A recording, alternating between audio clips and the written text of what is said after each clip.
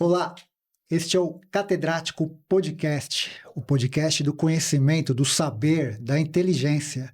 E hoje eu estou realizando um sonho de infância. Eu queria conhecer essa mulher faz muito tempo e finalmente eu vou conhecer ela hoje e vocês um pouco mais.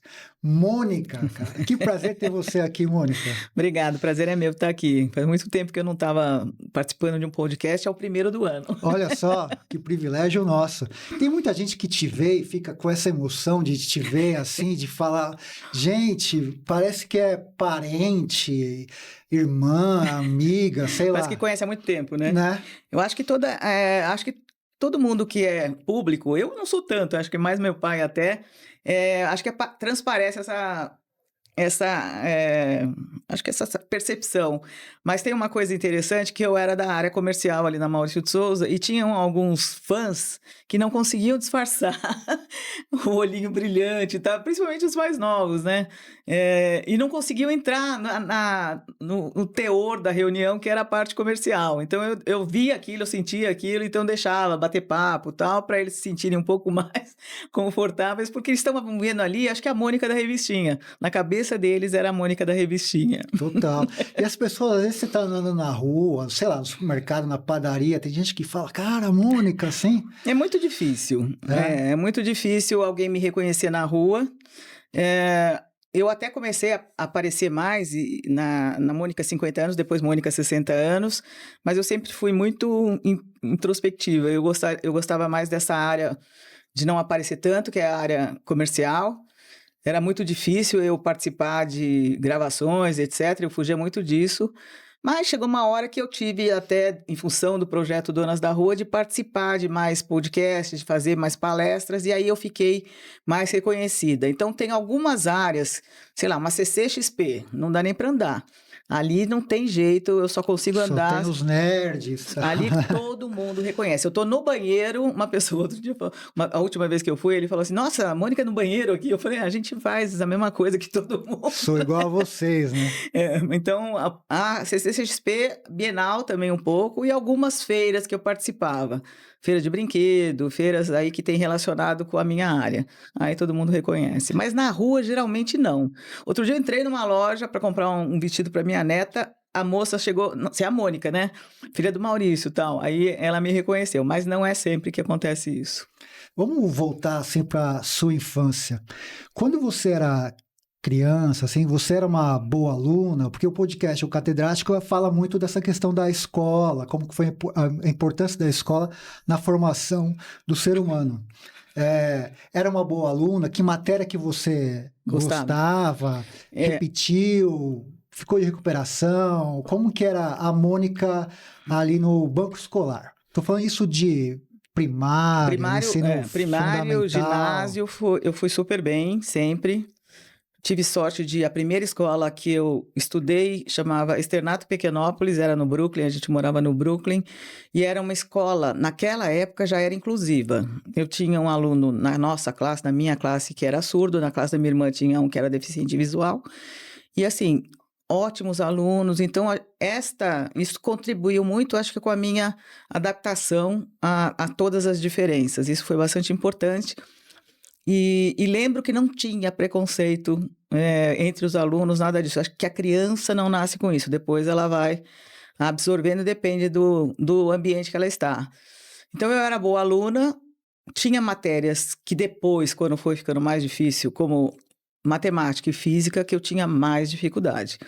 Matemática ainda eu conseguia, com o tempo ali, estudar mais, ter aulas e tal. Agora, física, nunca. Mas quem que é bom em física? Ninguém é bom em física, só o físico. Mas aí eu fui fazer uma faculdade que tinha física e eu nem me tocava. Aí foi a minha primeira recuperação, foi na faculdade. Não é nem recuperação, eu parei no meio do ano e falei, não consigo mais. Lá no Mackenzie. No Mackenzie. Aí eu fui fazer aula particular e tal, mas para mim física é grego. Não consigo entender aquilo. Você já aspirava a alguma coisa assim, em termos de profissão? Ou não era uma coisa que passava pela sua cabeça? Você curtia a infância? Então, quando eu era criança, eu queria ser aeromoça. Aeromoça. Aeromoça. Depois, Bastante menina queria ser, né? nossa, acho que era viajar o mundo, conhecer os países, acho que meu sonho era ser aeromoça. E até a gente fez um projeto de donas da rua aqui com as pilotas, mulheres. E aí eu falei, olha como seria boa referência. Se eu tivesse, as meninas viam uma aeromoça, É, mas não viam pilotas. Então, se você tem uma referência de uma mulher pilota, você ia querer ser pilota, com lógico, né? certeza. Então, como é importante essas referências para as meninas. Então, depois eu comecei a fazer desenho industrial porque eu queria mesmo desenhar móveis, desenhar objetos, desenhar... Até eu gostei de desenho industrial porque eu conheci uma pessoa que fazia toda a parte dos ônibus, toda a parte de ergonomia, dos bancos.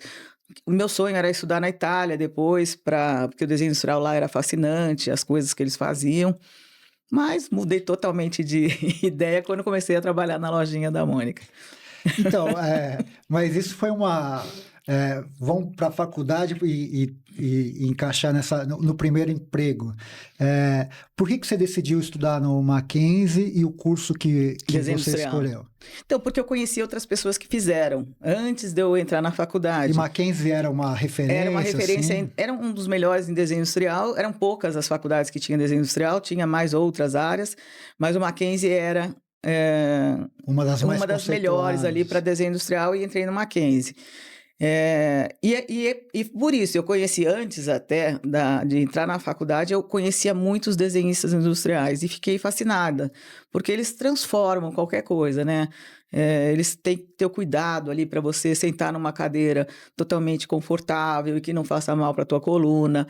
Aí também tem, sei lá, os objetos que eu gostava muito. Vamos supor, essa cafeteira.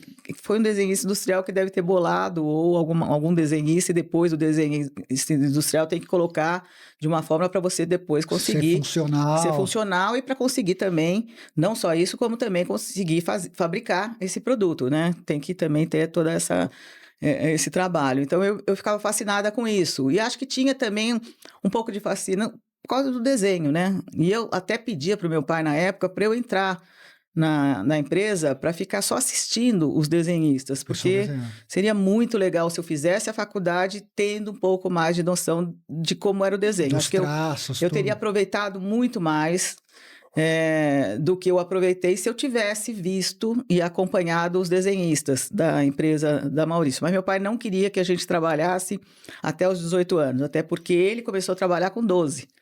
Então, ele tinha bastante medo de que acontecesse a mesma coisa com a gente e tal. Ele queria que a gente estudasse pelo menos até os 18 e depois começasse a trabalhar.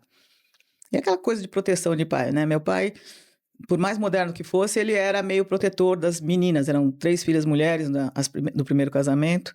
Então, ele foi bastante mais protetor aí com as 3 filhas mais velhas.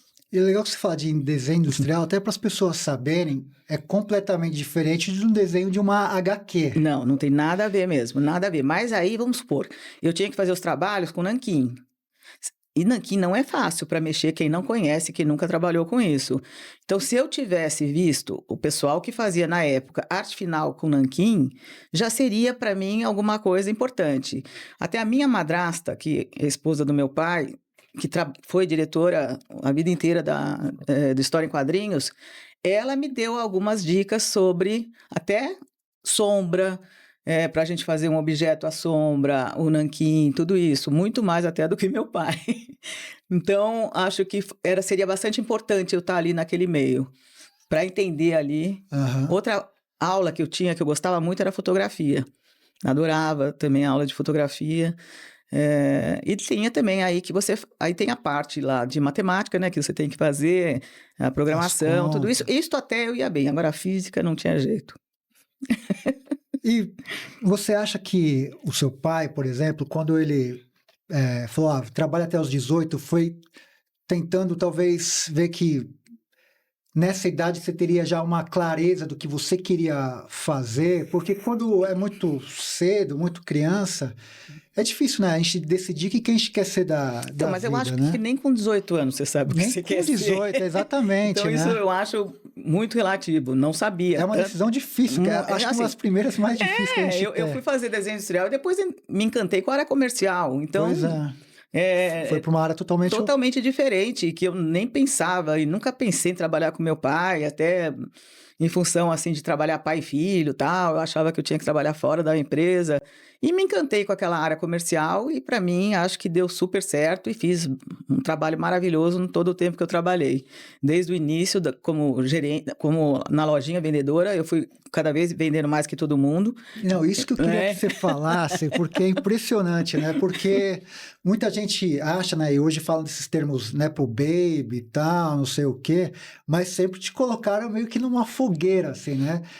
Você não começou lá em cima. Não, imagina, a gente era vendedora. Meu pai não gostava do nome vendedora. Ele falava que a gente recepcionava os nossos compradores, fãs, etc. Porque a lojinha era uma lojinha especial. Onde que ficava essa Ficava loja? na Rua Augusta, lá em cima, esquina com a Paulista. Aqui na rua. Isso a gente tá falando que ano? Acho que Década de- 79, nem por é aí, 80, 78, 79. Que aí eu tava com 18, 19 anos. Aí eu comecei a trabalhar como vendedora, não tinha balcão, meu pai não quis uma loja com balcão. Ele é muito visionário, né? E a lojinha já não tinha balcão, ela era tematizada, ela tinha lugar para a criançada desenhar. Todo evento, assim, vamos supor, carnaval desenhava todos os bonecos. Tipo uma loja conceito, Uma né? loja conceito naquela época, nos anos 79, 80. E aí, assim, tinha desfile de crianças, tinha um suquinho ali, que era da Sica até, tinha pipoca. Então, assim, era uma loja que aconchego. E aí, a gente tinha que recepcionar, nunca ficar insistindo para vender nada disso, ele não queria nada disso. Mas a gente começava a trabalhar e eu via que tinha os fãs adoravam tudo que tinha ali, às vezes não conheciam todos os produtos. Mas a gente tinha um preço, talvez, até acho que isso que foi o pior, que a gente tinha preços maiores do que outras lojas grandes, os grandes magazines. Então, isso também fazia com que as pessoas comparassem. Mas, mesmo assim, por toda essa fantasia que tinha dentro da loja, era uma loja super cheia, frequentada, eu vendia super bem e fui vendendo cada vez mais. E entraram as 3 irmãs, eu, a Magali e a Mariângela. E eu só que subi, porque eu fui vendendo, vendendo, vendendo, até virar assistente da gerência. E como que foi assim para você vender? O que você tinha de diferencial assim? Eu não Esse sei. sorriso seu aí de chegar, Eu não sei. Primeiro, eu acho que a gente tem... a lábia. Tem que tudo isso, né? Primeiro, eu acho que você tem que ouvir o seu cliente. Acho que isso serve para o resto da vida. Com quem que você quer conversar? O que ele quer de você? Então, acho que primeiro é conhecer. E este conhecimento eu não tinha. Eu tinha um conhecimento da Maurício de Souza da parte da empresa, do meu pai, das pessoas que trabalhavam lá, porque a gente frequentava desde criança a empresa. Mas esta visão do consumidor, o que eles querem da gente, eu aprendi lá. E isso para mim serviu para o resto da vida. Porque aí eu vejo que o que você quer ou o que você acha legal não é o que ele quer ou o que ele acha legal. Então, isto para mim foi super importante para depois, na área comercial, eu fazer contratos para os consumidores e não para mim, não para o que eu quero dar para meus filhos. Né? Lógico que com todo respeito, com todo cuidado, que meu pai sempre... O que ele falava para o departamento comercial é assim: você só faça um contrato que você desse dá esse produto para os seus filhos, com a mesma qualidade que você daria para os seus filhos. Então, a gente sempre preservou muito a qualidade, mas às vezes o nosso gosto não é o mesmo do nosso consumidor. Sim. Então, isso eu saber ouvir, e eu acho que aprendi muito isso com meu pai até, porque ele também ouvia, né, os seus fãs desde o início da carreira. E foi um grande vendedor também, né? Maravilhoso, né? Ele fez o contrato da Sica para fazer desenho animado, que a gente não tinha nem condição de fazer isso, e a Sica fez 90 desenhos animados e fez com que a Maurício de Souza ficasse bem mais conhecida. Então, acho que ouvir, para mim, é fundamental. Eu levo isso para o resto da minha vida. E, assim, sem preconceito, sem tabu, sem você querer ser o dono da razão. Aquela pessoa é outra pessoa, não é você, não é o que você quer. Então, se você quer ser um bom vendedor, você tem que vender o que ele quer. Você já tinha essa consciência lá no começo. Então, acho que eu fui aprendendo isso na loja. Fui aprendendo, porque é aquilo, eu tinha a visão de dentro da Maurício e não de fora. E isso fez com que na área comercial eu fizesse algumas alterações. E aí você vai para a área... comercial, entro lá com, sei lá, se eu tinha 23, 24 anos. Sei que quando eu tive meu filho com 25, eu já era gerente, já atendia só alimentos. Então já tinha um tempinho, já tinha uma bagagem. E aí começa a receber umas coisinhas, tipo uns torpedos assim, fala assim, domina essa aqui que eu quero ver. Não, primeiro você que acha assim... que você acha que isso era proposital, tipo um teste para falar, vamos ver se ela segura a bronca aqui, se é essa a área dela, ou porque era dinâmica mesmo do Eu acho serviço? que era dinâmica, né? Primeiro que eu entrei num departamento comercial que só tinha homens, né? Então eu era ali o patinho feio, né? Que tava ali. E filha do dono também. Então o preconceito ali comigo era maior que todos, né?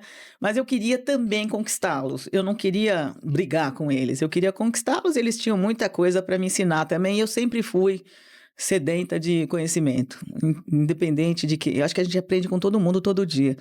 Então, eu queria conquistá-los, mostrar que eu não estava ali para pegar o lugar de ninguém, que eu, sabe? Então, comecei a sair para almoçar com eles, depois, às vezes, eles tomavam uma cerveja, no final do dia eu ia também, começar, assim, a ter uma relação diferenciada. E aí, fui ficando amiga deles, o primeiro contrato que eles me deram, porque precisavam, foram obrigados a me dar algumas coisas para atender, e tinha o chefe do nosso departamento, que trabalha na empresa até hoje, e ele foi um carrasco comigo, mas hoje é meu melhor amigo. Então, ele judiou bastante, assim. E eu acho que ele não confiava, e ele tá certo, de uma pessoa sair muito crua para vender um produto sem ter conhecimento total de tudo. Sim. Então, ele estava certo, mas é lógico que eu estava frustrada, então eu comecei a sair com os gerentes que tinham na época, fui aprendendo. Aí outra coisa é que eles não davam um contrato para a gente ler. Eu falei, como é que eu vou vender alguma coisa se eu não sei do contrato, como é que a gente quer ou não quer? Não dava. Foi a minha primeira briga. Eu preciso saber do contrato, eu preciso saber o que tem no contrato para até discutir o contrato com a outra pessoa. Bom, aí consegui também que a gente tivesse acesso aos contratos. Então foi tudo um Aos passo poucos a você foi passo, mudando. fui moldando tudo e fui também, eles vendo também que eu não estava ali para tirar o lugar de ninguém, estava ali para somar com eles, que queria aprender com eles também, né? Eles tinham mais tempo de casa do que eu. Então acho que foi isso, foi crescendo ali o meu interesse por aquela área, para mim é fascinante até hoje, o licenciamento é uma história fascinante, porque você colocar um produto, uma Mônica, a turma da Mônica, numa maçã e ela virar um produto quase que mais vende do Brasil em tonelagem, Incrível. é uma coisa louca. Então, a gente começou ali, aí o que aconteceu? Eu comecei a fechar eu consegui, nós tínhamos um contrato com a Sika que foi maravilhosa pra gente, mas prendia em tudo, eu não podia fazer nada e eles não faziam também. Mas como foi o começo da carreira do meu pai, ele teve trocas para fazer isso, mas eu não passei por isso, então era mais fácil eu ir lá e brigar. Então, a primeira coisa que eu fiz, quando eu peguei essa área, foi ir lá na Sika e falar, eu quero que vocês abram mão de tudo, porque vocês não fazem e não deixam eu fazer. Então, ali começou também, acho que eu não tinha medo, sabe? Acho que eu era meio sem noção também. Já tinha uma personalidade, a sua própria personalidade, eu né? acho que eu fui assim desde criança, tanto que meu pai criou a personagem, mas assim, eu nunca tive medo de falar com as pessoas, eu nunca tive medo de ouvir não. O não você já tem, você vai tentar um sim. E isso que eu acho que foi fazendo com que eu ficasse cada vez melhor. Então, a primeira coisa que eu fiz foi na Sika. Lógico que não foi fácil, teve várias situações ali, mas consegui abrir em mão de todos os alimentícios. E ali eu comecei a trabalhar bastante forte. Que é o parceiro mais antigo, né? A Sika é o parceiro mais antigo. E ele só tem o Jotalhão hoje em dia. Sim. Mas ele é o mais antigo do mundo. E é um clássico. É um clássico. Já mudaram várias empresas. A Sika foi comprada por várias empresas e o Jotalhão ainda continua lá. E virou até uma peça pop, cult, né? De ter camiseta. Não, a Top Stock fez toda uma coleção da lata de elefante, fez coisa de cozinha, ficou a coisa mais linda do mundo. E uma coisa que eu acho incrível que você fez, né? A transformação interna do seu departamento, que você falou, né? Era a única mulher, e aos poucos foi mudando isso, e inserindo as mulheres na empresa, né? Isso. Isso era só, você via isso no seu departamento, ou era de uma certa forma, na Maurício de Souza era uma coisa Então, nos desenhistas a maioria era mulher. A maioria eram mulheres que trabalhavam na área de artes. Então, já era uma coisa da Maurício de Souza mesmo, e meu pai nunca teve preconceito. Eu acho que era como tinha uma gerência para o comercial e já era padrão, né, terem homens ali, e até assim, às vezes, na época, as mulheres eram cantadas, tinham problemas com relacionamento e tal, e acho que por isso até que as pessoas preferiam não ter esse problema do que ter que bancar ali uma defesa de uma mulher. Mas aí acho que foi crescendo ali também a nossa conquista e a gente também se colocar, né? Mas eu lembro, assim, que eu tive um contrato, nós tivemos um contrato com uma empresa enorme de iogurtes, maravilhosa, e a diretora era mulher. E era uma mulher muito bonita mesmo. E eu via que ela era super agressiva. Por quê? Porque deve ter precisado ficar assim para ela conseguir Autodefesa, né? autodefesa. Então a mulher passa por algumas coisas que o homem nem imagina que elas passem, né? Então acho que aí elas vão se transformando e vão ficando mais fortes para que também se defenda de tudo que acontecer ali ao seu redor. Hoje em dia, sei lá, eu tenho uma filha, tem 42 anos, ela trabalhou em agência de publicidade a vida inteira, hoje ela mora nos Estados Unidos, trabalha em agência lá, mas ela falou que passou por vários perrengues com essas situações. E na minha época a gente fingia que não entendia, fingia que era burro. Hoje em dia as mulheres já podem falar, olha, já tem mais mecanismos, inclusive de defesa, tudo isso, né? Elas já podem colocar, não gosto dessas brincadeiras. Eu não sou a favor também de processo, nada disso. Eu acho que as mulheres se colocando e a pessoa respeitando, tudo bem. E pronto. Agora, na época, não. A gente tinha que fingir que era burra mesmo. E que não estava entendendo o que estava acontecendo.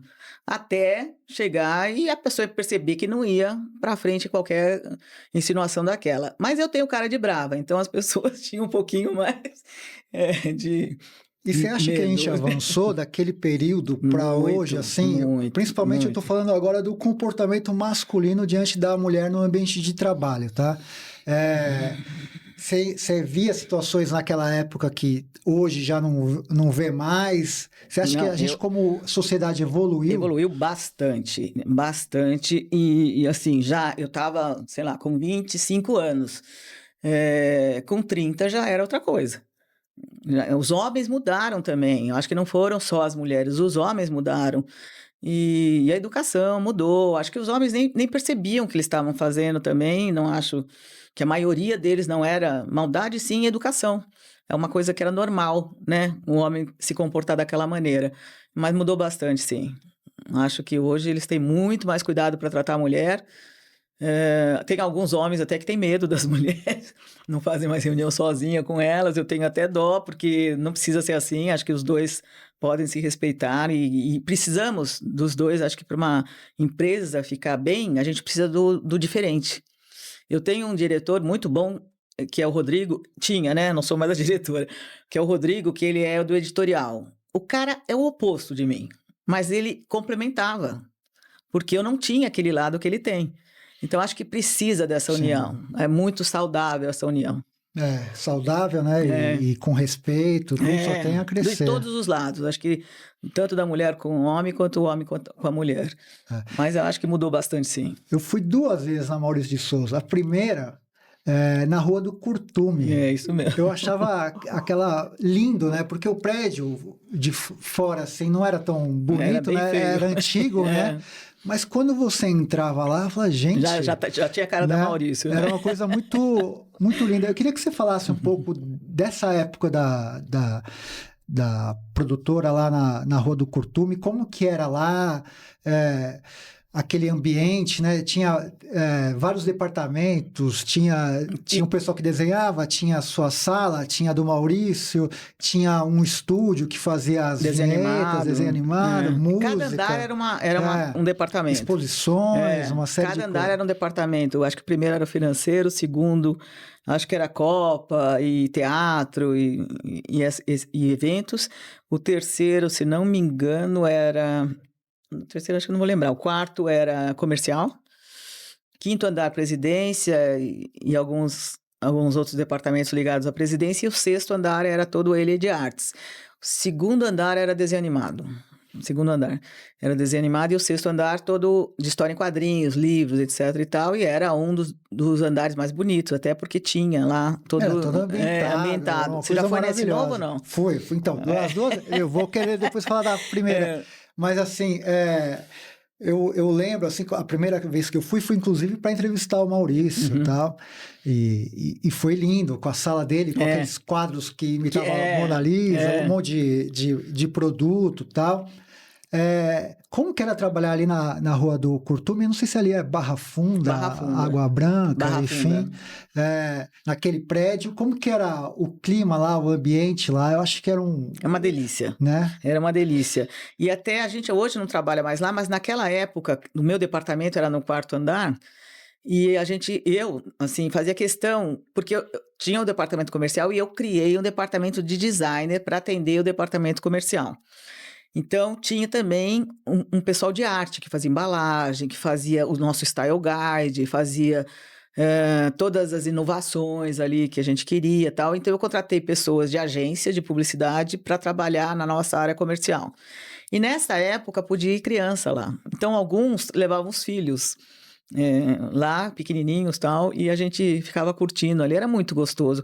Aí esses caras também que trabalhavam na área de artes ali, do designer, eles eram muito moleques também, então às vezes vinha um brinquedo para experimentar, eles experimentavam, ficavam andando no corredor todo com eles, uma bicicleta de criança e tal. Então eu acho que foi assim, uma fase muito gostosa, a gente tinha uma independência também muito grande, porque, queira ou não, você ficar a gente agora é todo estúdio aberto, mas a gente centralizava ali em algumas coisas. E tinha brincadeira pra caramba. Acho que o pessoal todo da Maurício de Souza, até do departamento comercial, era muito brincalhão. Tinha a parte difícil, contrato, brigas, etc. Tal, mas tinha a parte também de dar risada, de contar piada no final do dia, um saber da vida do outro, um se preocupar com a vida do outro. Isso, o nosso ambiente, assim, era tudo muito grudado, unido, etc. É que eu vejo hoje o pessoal falando assim, o escritório da Google é descolado, que tem isso, tem aquilo. Cara, vocês tinham que ter conhecido a Maurício de Souza, já fazia isso há muito tempo. O Maurício sempre foi precursor de várias áreas aí, sempre quis esse ambiente aí gostoso. Você sabe que eu lembro que meu pai... Mas ficou pequeno? Por que vocês mudaram? Assim? Ali inundava, né? Inundava pra caramba. Quando a gente mudou pra lá, tinha Abril e tinha a Globo. A editora Abril de um lado, a editora Globo do outro. Esquina era Abril, depois era a Globo. Na frente a TV Cultura, praticamente, né? E também ali tem os galpões e tal, mas ali inunda bastante, inundava, não sei como é que tá agora. Teve dias que choveu que o pessoal teve que dormir na empresa, ainda bem que tinha miojo, tinha maçã tal. Só não tinha lancha. Para o pessoal comer à noite. Outra coisa, quando começaram a sair, começou a ficar muito perigoso ali, muito deserto. Hoje não tem mais ninguém naqueles prédios. Então, assim, pra gente arrumar aquilo, ia ficar tão mais caro do que mudar para outro lugar e começar de novo. Mas é lógico que deu um aperto no coração de sair dali, porque para mim, eu comecei na Folha de São Paulo. O nosso escritório era na Folha de São Paulo, no prédio da Folha, que foi o primeiro escritório do meu pai. Depois a gente foi para a Rua do Curtume. Então, quando a gente saiu e foi para agora o novo espaço, deu um aperto no coração ali, porque a gente tinha muito mais espaço. Então, a gente teve ali que nos concentrarmos em espaços menores, que é o que está acontecendo no mundo, né? Enxugando, né? Tal, e enxugando até, vamos por acervo. Meu pai tem todo guardado. Então, todo acervo depois foi para um outro escritório, um outro galpão ali que tem até melhor conservação do que numa rua que chovia pelas paredes, chovia de tudo quanto é jeito, né? Então... E aí, como que foi? Eu visitei essa também agora, né? Como eu falei, eu sou fã. Pra você ter uma ideia, quando eu era criança, tem gente que pede brinquedo, de presente e tal, eu pedia para os meus pais a assinatura da Turma da legal, Mônica. Né? Mas não só você, viu? Um monte de gente, porque é uma coisa que, assim, formou muitas pessoas, né? Eu sou um leitor porque começou ali, assim, eu era fissurado pela leitura, tudo. Como que foi como que é agora também é Barra Funda? Você sabe que eu não sei como é que chama lá. Né? É um pouco mais. É mais perto da Marginal Tietê, ali na esquina da Marginal Tietê. Não sei como é que chama ali o bairro, não. E não agora lembro. tem essa oportunidade, né, das pessoas irem lá visitar. Mas já tinha tudo. visita, sempre teve. Sempre Sempre teve visita, visitavam um estúdio, visitavam. As escolas. Sempre teve visita, não era profissional como é agora, né? Porque agora as pessoas de lá terceirizaram, é uma empresa que faz isso, mas sempre teve visitas. E na época que eu trabalhava lá, que a gente estava na área comercial, a gente conseguia os produtos. Então, as pessoas saíam com sacolinha com produtos. Então, tinha um Nissin, tinha revista, tinha alguns brindes que as pessoas davam. Personalidade, uma sacolinha bem personalizada. Só que depois, pela legislação, não pode mais dar alguns produtos, principalmente para criança. Não pode dar alimentos, não pode dar vários outros produtos. Então, eles saem até com revistinha hoje em dia, mas só isso. Mas sempre teve visita de escolas, de universitários. A Maurício Souza sempre gostou de mostrar o seu trabalho. Tinha várias pessoas que faziam até o trabalho de final de conclusão de curso ali da Maurício Souza. A minha filha fez o TCC dela da Maurício de Souza. Que legal, hein, cara? Isso é muito, muito rico, porque é uma empresa que eu ainda acho que, assim, por mais que as pessoas falem, né, do trabalho que vocês desenvolveram, e não estou falando só dos produtos, da memória afetiva e tal, mas disso que você coloca no seu livro, a gente já vai entrar para o seu livro, de toda essa dinâmica de trabalho que ainda é pouco difundido, como vocês foram pioneiros em uma série de coisas, né? Essa questão das mulheres, a questão do ambiente corporativo, do clima, né, da ambientação, de uma série de coisas. As pessoas acham que as coisas começaram hoje, mas... Não, assim, e tudo isso é graças ao meu pai, sabe? Meu pai, assim, para mim foi o melhor professor que eu já tive. Ele foi, assim, depois de eu passar para a diretora, aí eu já tratava com ele direto. Assim, a cabeça dele é totalmente diferente.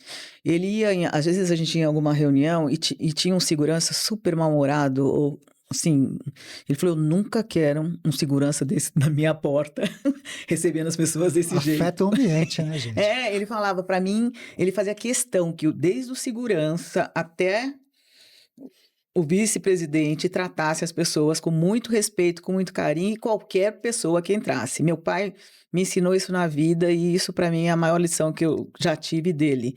Qualquer ambiente que ele ia, ele começava cumprimentando todas as pessoas que estavam passando por ele. E quando dava tempo, ele tirava foto e fazia autógrafo. Ele sempre foi assim. Acho que eu não conhecia uma pessoa que tem artista desta maneira. Eu já conheci vários artistas que chega uma hora, tem um limite ali, não aguenta mais, tal. Meu pai podia estar almoçando, podia estar perdendo o avião, ele para tirar foto, dar atenção para a pessoa. Ele tem um carinho por esses fãs, que ele fala que é um carinho tão grande que ele recebe também o que os fãs estão sentindo por ele, que ele recebe essa energia. Então, isso ele nunca vai deixar de fazer. Então, é fascinante eu assistir, porque eu assisti desde que meu pai, assim, a gente era super duro, né? Às vezes atrasava até salário, tudo isso. E depois aí... E ele sempre foi da mesma maneira. Então... Eu lembro que uma vez, acho que foi em 2006, ele foi lançar com o Audálio Dantas A Infância do Maurício de Souza, o livro. E aí eu fui lá no lançamento e tal, né? E eu falei, ele vai chegar com segurança, com uma série de coisas. Ele chegou, ele tinha um Fusquinha, aquele novo amarelo. E a placa era eu lembro disso. Ele tem o Fusquinha até hoje, mas tá guardado. Como assim? Ele tá vindo sozinho aqui. É isso, né, que você falou. É um cara que... a simplicidade dele, assim, não tem... Hoje ele não anda mais assim, até porque ele tá com uma certa idade, tem que tomar mais cuidado e tal com ele. Mas ele é de uma simplicidade, ele vai às vezes almoçar na minha casa, ele vai lá falar com a cozinheira, que ele adora o feijão dela, e para ela aquilo é a maior felicidade do mundo. Aí ela pede para tirar foto, ele tira a foto, ele tem, assim, ele é carinhoso com o ser humano, ele tem um carinho e confiança no ser humano que até eu... às vezes não tenho. Ele acha que todo mundo é bom, que todo mundo não tem maldade, é bonito, não tem maldade, ninguém. E já passou por algumas por causa disso também, né? Já teve muitas frustrações aí com vários empresários aí por causa disso. Uma sacada que ele teve, ele lançou, acho que foi não sei se foi antes do seu livro, um livro que ele fala sobre a veia empresarial dele, né? Isso. Eu esqueci o nome do livro, mas é um livro muito interessante. Eu também esqueci agora, foi até relançado na Bienal do ano passado. Que ele estava passando por uma fazenda, acho que em Santa Catarina. Da maçã? Da maçã. Aí tava vendo que jogava fora, falou, mas por que joga fora? Ah, a maçã é pequena, não pegou o tamanho. Ele falou, mas ele teve a ideia, falou, mas isso aqui, esse formato, esse tamanho, cabe na lancheira da criança. Mas ele é escritor, não foi bem assim. Olha aí, conta então. Bom, não é que era jogada fora, ela servia para outras coisas, não é uma... Acho que para animais, né? E não é uma maçã... É para suco, para outras coisas. E ela não é uma maçã bonita, como aquela maçã vermelha e tal, mas é muito mais gostosa. Então, quando nos apresentaram ele ficou fascinado por isso, até fui eu que comecei o contrato e tal, a gente ganhou prêmio por causa desse produto, porque foi o primeiro produto commodity que virou uma marca. Né? Hoje em dia, todo mundo quer maçã da Turma da Mônica, né? Não tem jeito. Eu, na minha casa, não entra outra. Então, foi uma união de duas empresas que estavam com ideias sobre isso. Meu pai foi até lá, levou roteirista, porque a gente criou até uma revista para falar da época da maçã, porque, assim, é uma fazenda absurdamente bem tratada. Na época, agora não precisa mais, eles tinham até uns canhões para... dizimar chuvas de granizo, para não atrapalhar a colheita. E quando nós lançamos a maçã, ela é muito saborosa, então já deu certo por causa disso. E aí também, a criança não come aquela maçã enorme, ela não come, mas essa aí ela consegue comer. Então tudo isso meu pai até que foi observando para colocar em todos os escritos e todas essas revistinhas que a gente fazia para a empresa. A gente não é revistinha de linha, isso a gente não faz... merchandising, a gente não faz merchandising, nem fala de produto nenhum nas nossas revistinhas, isso é proibido.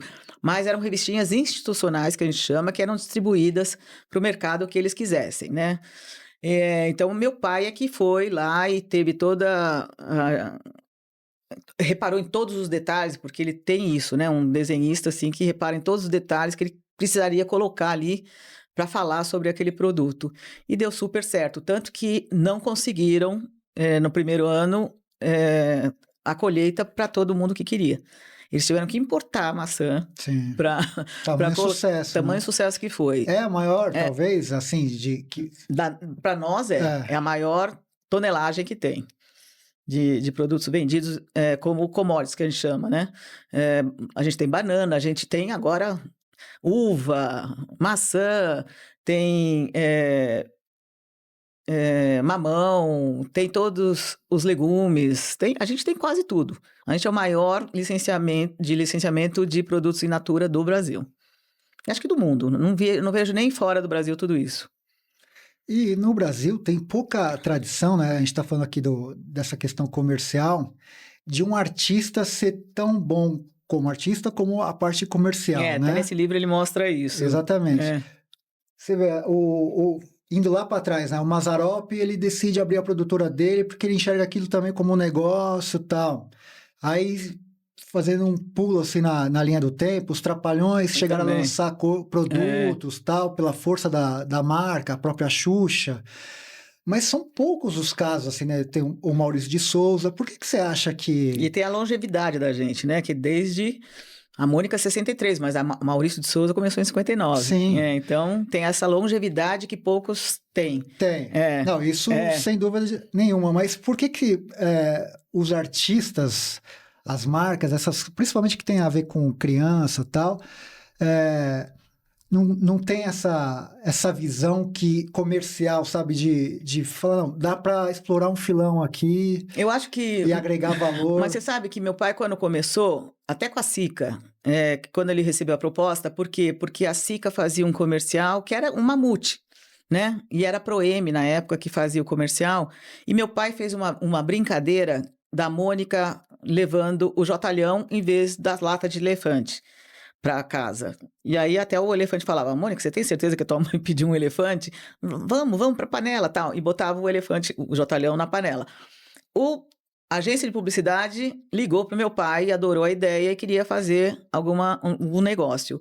Foi o primeiro contrato grande que ele teve com uma indústria bastante conceituada no Brasil, de bastante qualidade, mas ele fez uma enquete no jornal para saber se ele fazia isso. Porque para um artista é difícil você passar para uma outra pessoa administrar teu personagem. Então já começa daí. Então ele fez uma enquete no jornal se ele deveria fazer isso ou não. Então ele já tinha essa comunicação também com o consumidor, com o seu fã. E aí os fãs falaram que sim, que gostariam da ideia e tal. Então foi o primeiro passo que ele deu para, de alguma maneira, não ser totalmente dono do seu personagem e associar seu personagem com uma outra marca, que era bastante conceituada, era ótima, e isso fez com que a Maurício de Souza tivesse uma visão de mercado muito positiva. Acho que o melhor que aconteceu para a gente foi aquilo. Mas também ele teve dúvidas. O que acontece? Acho que meu pai, ele, segundo ele, até nesse livro tem, que o pai dele foi, segundo meu pai, um artista mais completo que ele. Meu avô era radialista, era poeta, escrevia livros, ele desenhava, ele fazia guache, tudo isso, mas quebrado.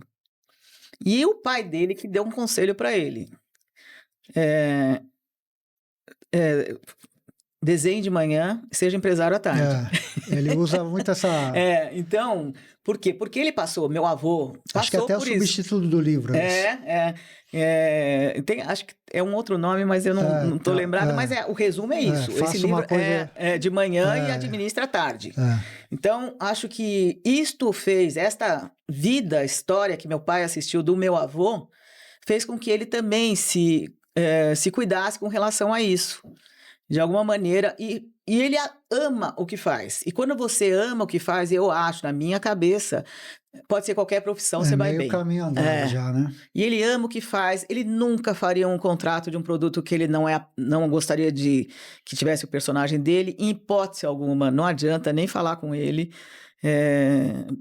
Assim, foram anos ali que eu trabalhando e querendo alguns produtos que ele não deixava fazer. Agora eu não sei nem se ele faria. Vamos supor, eu queria fazer papel higiênico, porque eu acho que todo mundo lê no banheiro. Então eu queria que fizesse as tirinhas no papel higiênico. Meu pai nunca deixou fazer. Não sei agora se ele deixaria, mas eu queria fazer uma coisa dessa. E ele achava que não era elegante. Ele falou, a pessoa que lê, meu pai sempre leu também. Acho que a gente, os novos, lê no banheiro. Hoje leva um celular, né? Melhor ler a revistinha ainda no banheiro. E falar em amar o que faz, por que você decidiu lançar um livro? Né? A gente falando lançou pela editora Record, Mônica, a mulher por trás do personagem. Isso. Como que foi essa ideia? Veio da editora, foi sua? E por que passar toda a sua experiência, toda a sua vivência, a expertise que você tem nesse mercado para um livro? Porque escrever um livro também não é fácil. A decisão de compartilhar as memórias. Não, é muito difícil. Acho que foi a parte mais difícil para mim foi esse Rodrigo, que trabalha na parte editorial, que me convenceu que quando a Mônica, personagem, fizesse 60 anos, a gente devia lançar um livro sobre a minha vida, minha história com relação à personagem, à empresa, a minha vida particular também. E me convenceu nisso. Não saiu quando fez 60 anos, em função da pandemia, atrasou um ano. Lançamos só no ano seguinte, mas foi bastante difícil. Foi muito complicado. E quando eu comecei a ler, eu vi assim, eu falava, né? Começou na pandemia, eu falando com a pessoa sobre a minha vida. E quando vinha para eu rever ou ver como é que estava a história, estava uma confusão de datas e tal. Aí eu comecei, eu mesma, a colocar um cronograma da minha vida. Que a memória é traiçoeira, né? Nossa, e assim... E aí eu vi por que a moça estava com tanta confusão ali de datas, de escola, etc. Tal, porque a gente mudou de casa. Eu mudei de casa desde que eu nasci em Bauru. Depois fui para Mogi, segunda casa. Terceira casa foi em São Paulo. Quarta casa foi em outro lugar em São Paulo. E a quinta casa, com 6 anos, eu tinha mudado para 6 lugares quase diferentes. Uma vez por ano. E assim, era meio cigano, sabe? Que meu pai estava começando a carreira, saiu de Bauru para ter mais facilidade, chegar mais perto para São Paulo. Ele foi para Bauru porque ele parou de ser repórter policial e foi ser desenhista. Então, e a minha mãe grávida de mim, então nós fomos para Bauru porque a família da minha mãe morava ali. E como ele ia ter que viajar pelo Brasil todo, era bom ela estar perto da família. Tanto que eu nasci, ele não estava. Quando eu nasci. Não assistiu o parto. Não assistiu o parto. Ele estava no Rio de Janeiro conversando com o Ziraldo. Ele só chegou depois. Aí depois a Magali nasceu já em Mogi, no ano seguinte, que era mais perto de São Paulo, e aí tinha a família dele ali para ajudar nessa fase toda aí das 3 filhas mulheres. E depois a gente foi para São Paulo até para facilitar a vida dele, e aí ele montou primeiro o escritório dele, que era na nossa sala de casa, um apartamento bem pequeno, e que foi o primeiro escritório dele. Então, a gente acompanhou a vida dele, do começo de carreira, meio cigano, mudando toda hora de casa, depois mudando de escola o tempo inteiro. Foi mais uma bagunça. Eu falei, gente, ninguém vai conseguir entender isso. Então, aí eu escrevi, ó, ano X eu nasci, um X estava em Mogi das Cruzes, a Magali nasceu lá, depois tal, não sei o quê. Aí eu comecei a escrever para ela uma cronologia dos fatos da minha vida, não do meu pai. E aí foi isso, mas assim, foi bastante difícil. Tinha horas assim que eu queria desistir. Se não tivesse um contrato ali, eu tinha desistido várias vezes. É um divã, né? E assim... Mas depois que eu comecei a reler algumas partes, eu comecei a viajar no tempo. Coisa que a gente não pode fazer, ninguém pode voltar no tempo. Não dá para fazer isso. Mas quando você escreve sobre a sua infância, adolescência e tal, você viaja no tempo. Total. E isso é muito gostoso. Eu viajar no tempo foi gostoso. A parte burocrática, a parte de eu me expor demais... foi difícil para mim, porque eu sou muito reservada, em todos os sentidos, eu sempre fui assim. Então, para mim foi difícil ali abrir a história da minha vida, mas também não escondi nada. Todos os perrengues e tal. E vendo tudo isso, assim, a sensação de orgulho do que você construiu. E a segunda pergunta, assim, o projeto Donos da Rua, as Donas da Rua, é o seu maior orgulho profissional? Acho que sim. Eu acho que, assim, tem um orgulho profissional financeiro, né? Que eu fui super bem. Acho que tem um orgulho de eu ter trazido um designer para atender o departamento comercial, que foi uma virada de chave para a gente, em função de a gente... A história em quadrinhos é que fazia as nossas embalagens. E a história em quadrinhos tem um pensamento de designer, de mercado tem outro. Então, isso para mim foi uma virada de chave para o departamento comercial. A gente foi muito mais respeitado no mercado quando aconteceu isso, porque eram profissionais de agência de publicidade, que tinham uma outra visão, tinha visão de produto, de venda. Não era uma pessoa só artista, ela tinha também a visão comercial. Para mim foi a primeira virada que a gente deu. Depois Mônica Toy, que também contribuiu para o lançamento, porque a gente queria alguma coisa simples para o YouTube. Então foi tudo ali criado. E bombou, né? Bombou. Assim, no comercial, com o meu pai e com o desenhista Zé Márcio, que é um animador que fez tudo isso, com o pessoal do designer ajudando muito também. E que a gente tinha que fazer uma série que não tivesse fala, porque ia para o mundo inteiro, a gente não tinha dinheiro para fazer fala, então a gente foi, acho que, tão criativo no produto, que deu tão certo, que a Tokstok até patrocinou o primeiro episódio, e depois a gente fez uma coleção inteira para a Tokstok, que foi a coisa... bateu 1 bilhão de Muito mais, né? Já tem mais do que a população mundial. Que loucura, né? E foi assim, agradou todo mundo, agrada até hoje. Eu até hoje adoro ver aquilo. O nosso animador, que também fez a criação, ele fazia sonoplastia também. Todo barulho, tudo isso era ele que fazia. Parece que é uma coisa complexa, né? Efeitos especiais, o Spielberg. E assim, o cara, ele faz qualquer som. Eu falei, gente, não... Porque ele sempre fez voz guia, porque ele já era animador desde o primeiro longa nosso. Ele já era animador da gente. E ele fazia a voz guia de todos os filmes, porque desenho animado é complicado, porque você tem que fazer uma série de sequência de movimento. Sequência de movimento, tem que ter o link da boca, de abrir a boca, fechar a boca. Então, o som até é primeiro do que tudo, para eles verem o tempo, etc. É bem complexo do jeito que a gente faz, né? O Mônica Toy já é computadorizado, mas mesmo assim tem que fazer antes o boneco, tem que fazer animação, tem que fazer tudo isso para depois virar... ser um programa de computador. E como que entrou, voltando para Donas da Rua, a ONU na jogada? Então, eu fui convidada para fazer uma palestra na ONU em função da personagem Mônica. E cheguei lá no Rio de Janeiro. Cheguei lá e comecei, assim, vou voltar um pouco tempo. Eu vim de uma família de mulheres fortes. Minha bisavó era mãe solteira, minha avó trabalhou fora, era enfermeira de muito tempo. A minha mãe veio do interior trabalhar em São Paulo, sozinha. Então, eu vim de uma família de mulheres fortes. Então, na minha família, nunca teve muito essa história de mulher não sabe fazer alguma coisa. Meu pai criou nós três, as três primeiras filhas, nunca falou assim, vocês não vão conseguir fazer alguma coisa. Bela Nunca. recatada do lar. Nunca, nunca, nunca. Pelo contrário, ele até. Minha mãe não queria nem que a gente aprendesse a cozinhar, para não ficar no lar. Isso foi ruim também, porque eu não sei cozinhar nada. Então, acho que vem de uma família de mulheres fortes. Quando eu comecei a ouvir as mulheres, seus depoimentos na ONU, e sobre também as pesquisas que faziam com crianças, que as meninas até uma certa idade se desenhavam como super-heroínas. Depois dos 6, 7 anos, elas já desenhavam homens super-heróis. Qual de referência? E eu, assim, para mim aquilo tudo era novo, porque eu não vim de uma família que tinha esse preconceito com relação à mulher.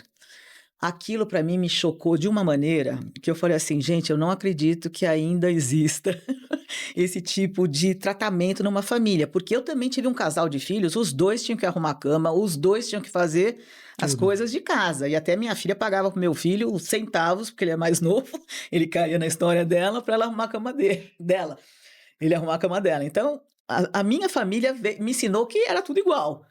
Aí você ouve uma palestra de mulheres falando do que elas passavam, suas filhas, algumas delas do Nordeste, que a menina já vai lavar louça, já vai virar empregada doméstica e para de estudar, ou deixam de ir para a escola por causa do banheiro. Sim. Então, assim, você começa a ouvir um lado ali bem tenebroso até.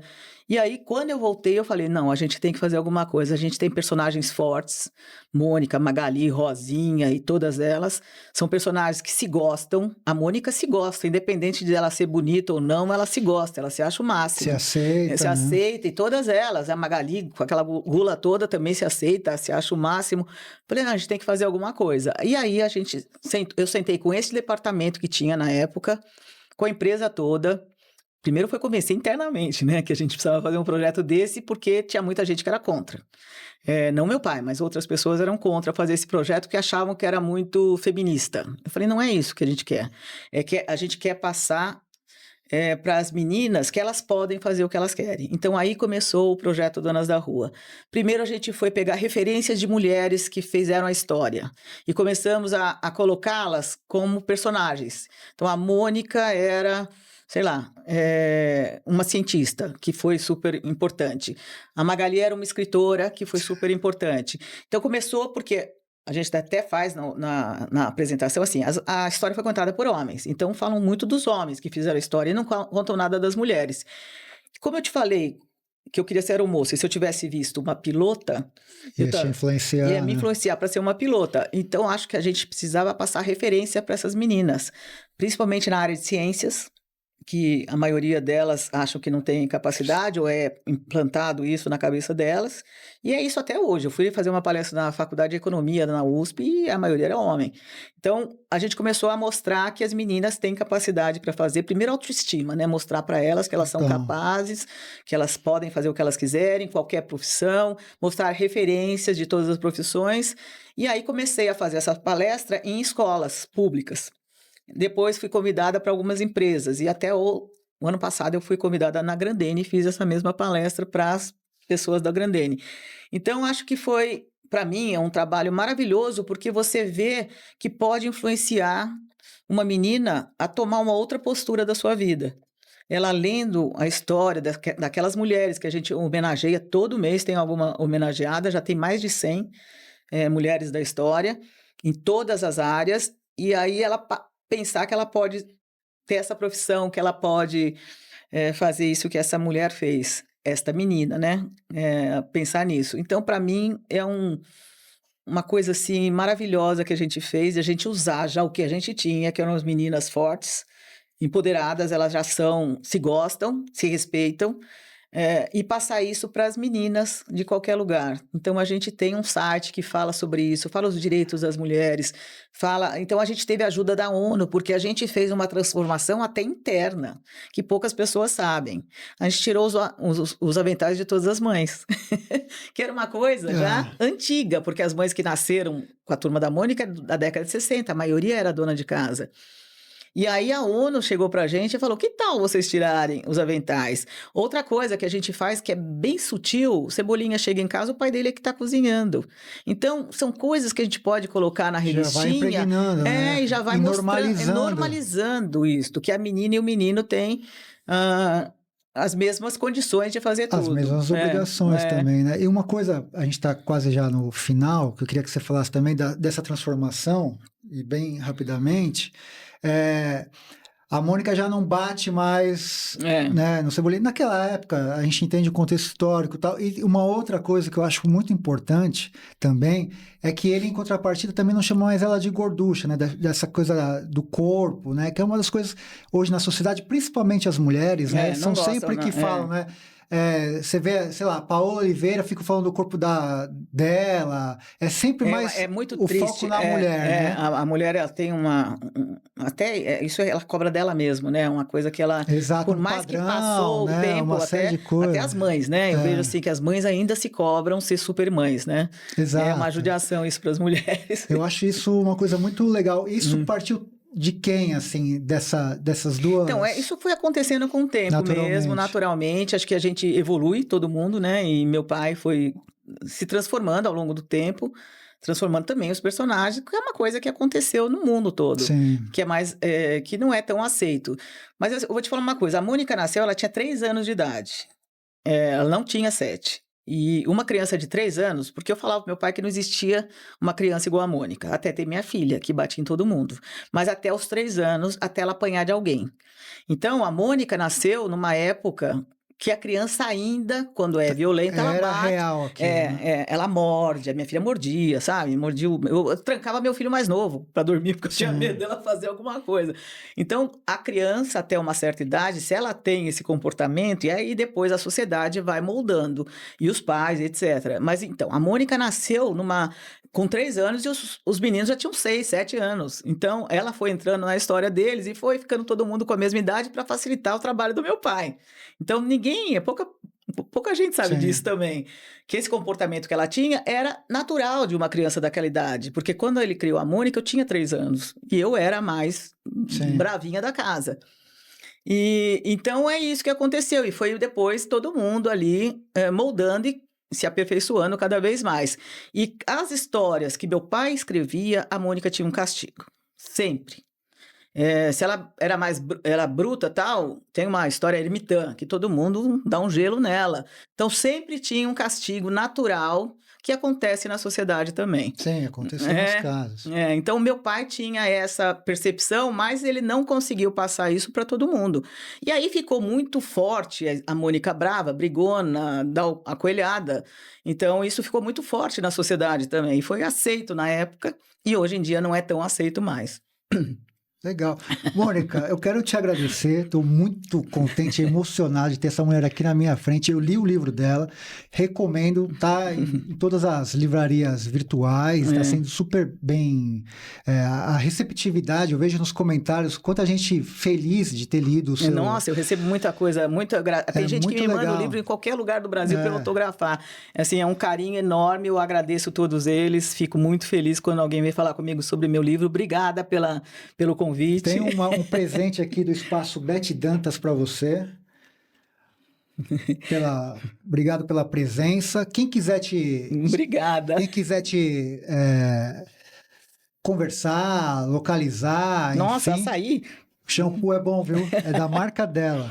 Muito bom, adorei. E como que faz para falar com você? Então, você está em redes sociais? Eu tenho redes sociais, é Mônica Souza no Instagram.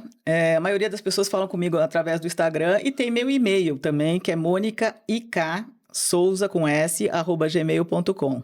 Gente, faculdade, empresa, chama essa mulher para dar palestra, porque o que ela escreveu ali no livro vai servir, vai ser útil para muita gente. Abriu assim minha percepção, minha mente de uma maneira assim sobremaneira das coisas que você viveu, porque é legal a gente aprender com várias coisas, né? E a leitura propicia isso. Então, reitores, empresários, empresas, chama essa mulher, é só entrar no Instagram dela, ela responde, ela fez isso, por isso que ela está aqui, que eu convidei ela pelo direct. É verdade. E é isso, obrigado, foi 1 hora de papo, Uma palestra dessa aqui, amigo, R$100 mil tá Imagina. de graça aqui no YouTube para vocês. Então, obrigado. Imagina. Até o próximo episódio.